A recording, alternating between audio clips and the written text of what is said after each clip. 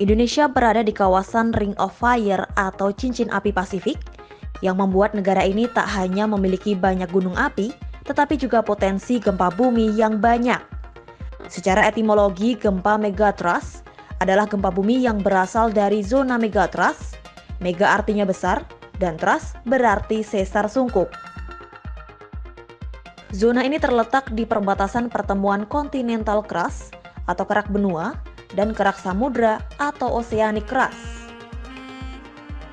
Indonesia dikelilingi banyak zona megatrust, setidaknya ada 16 titik di antaranya sebagai berikut.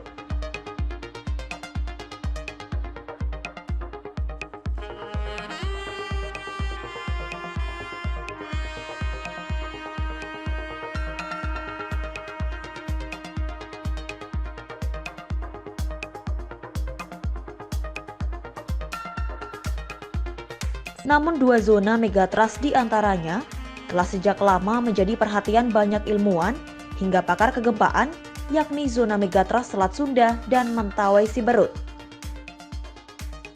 Lantas, kenapa hanya dua zona gempa tersebut yang saat ini banyak diperbincangkan? Guru Besar Bidang Geodesi Gempa Bumi Institut Teknologi Bandung Irwan Meilano menjelaskan alasannya dalam program obrolan newsroom kompas.com Kamis 15 Agustus 2024.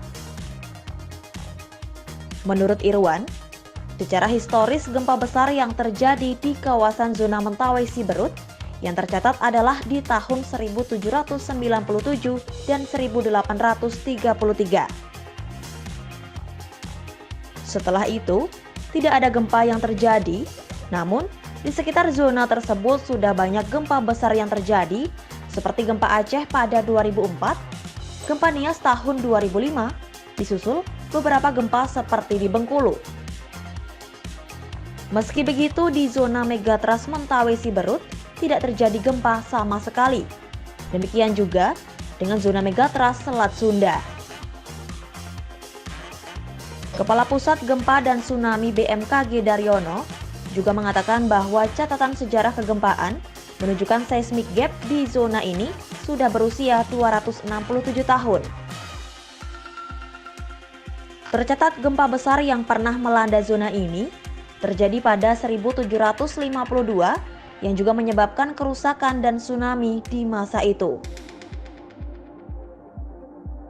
Terkait hal ini, Irwan menjelaskan bahwa ada 3 kondisi yang menyebabkan suatu daerah berpotensi terjadi gempa atau tidak. Di antaranya data historis, aktivitas kegempaan yang terjadi saat ini, dan ada atau tidaknya akumulasi energi di daerah-daerah tersebut. Irwan mengatakan, jika merunut catatan kegempaan di wilayah Sumatera, ketiga kriteria itu sudah terpenuhi di kawasan zona megatrust Mentawai Siberut. Secara bidang sains gempa bumi bahwa ada strain accumulation dan juga ada rilis. Jadi yang sesuatu yang ditabung itu pasti harus dilepaskan, dan rilis pelepasannya itu sebagai gempa bumi.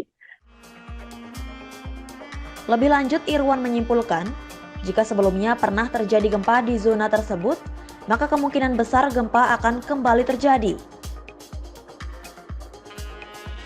Alasan mengapa gempa sudah lama tidak terjadi di kedua zona megatrust, lantaran zona itu tengah mengumpulkan energi.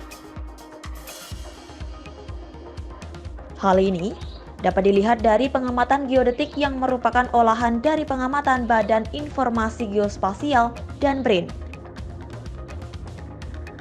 Menurut Irwan, megatrust Selat Sunda dan Mentawai Siberut tengah mengakumulasikan tegangan yang nantinya berpotensi dikeluarkan dalam bentuk gempa bumi hingga tsunami.